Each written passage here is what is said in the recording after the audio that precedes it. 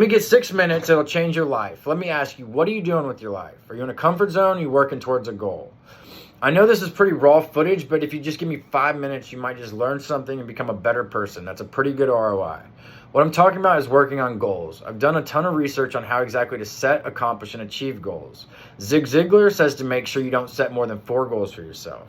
James Clear, author of Atomic Habits, says don't focus on goals, but rather focus on the exact system on how to accomplish these goals.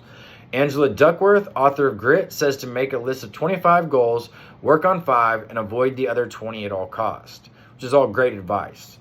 Locke and Small came up with the ABC method to make goals achievable, believable, and be committed to these goals. There's also the SMART and SMARTER acronym for achieving goals, which stand for be specific, measurable, attainable, realistic, and time-bound. The SMARTER with ER stands to also make goals ethical and rewarding. All the systems are awesome, so choose one that works best for you. The advice that I'm currently using to achieve my goals came from Andrew Huberman, the neurobiologist out of Stanford. You can find his content on the Huberman Labs podcast. If you know anything about me, you obviously know that I'm just a little bit loco, a little bit crazy, seriously, like I've had some mental health issues in my past. So trying to figure out the way I'm wired and understand the way my brain functions has become a top priority. I've also read books by Daniel Levitian, Richard Restack, and Daniel Goleman to try and understand the mental health issues that I've had in the past.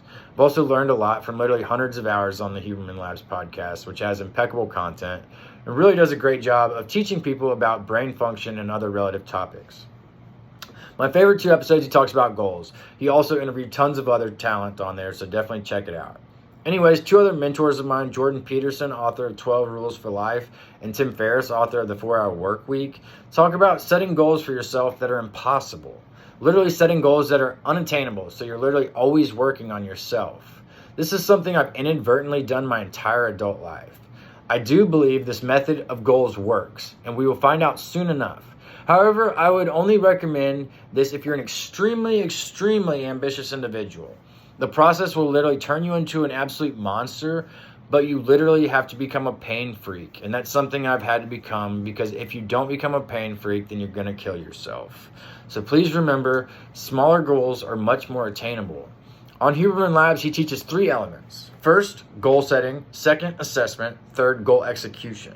One of my favorite things David Allen talks about in his book, Getting Things Done, is planning a weekly review or assessment.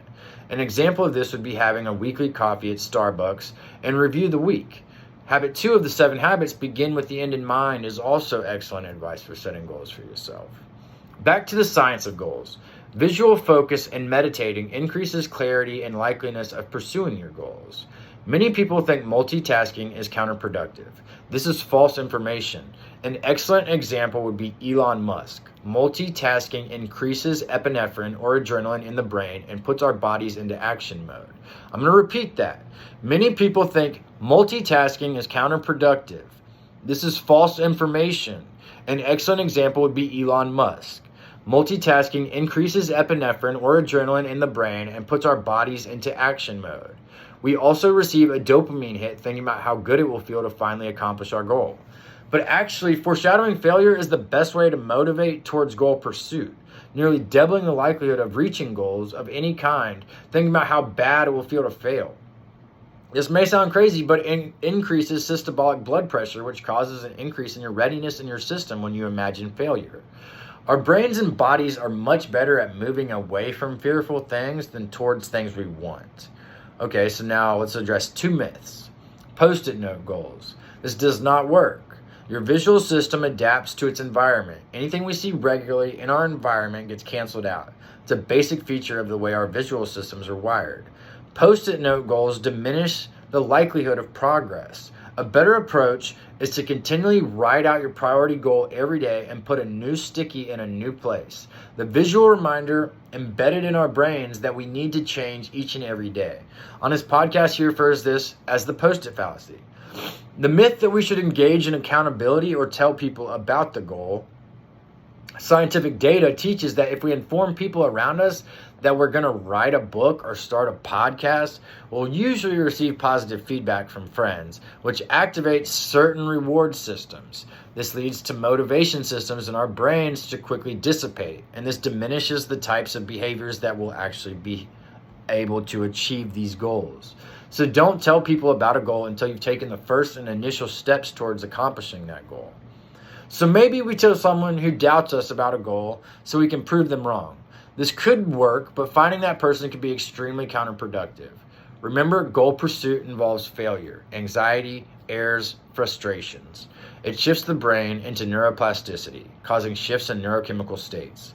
Make sure to define one specific goal. Make it lofty, having a priority goal. Mine is to find 1,000 true fans. There's a big difference between a follower and a fan, so focus on one goal and make it ambitious.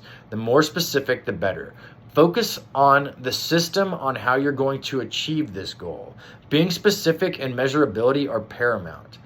I'd like to give a special thanks to all my mentors that I previously mentioned.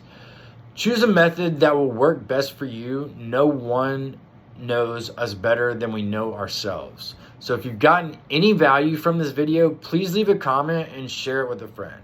I hope this helps you, and remember that you can be what you will to be.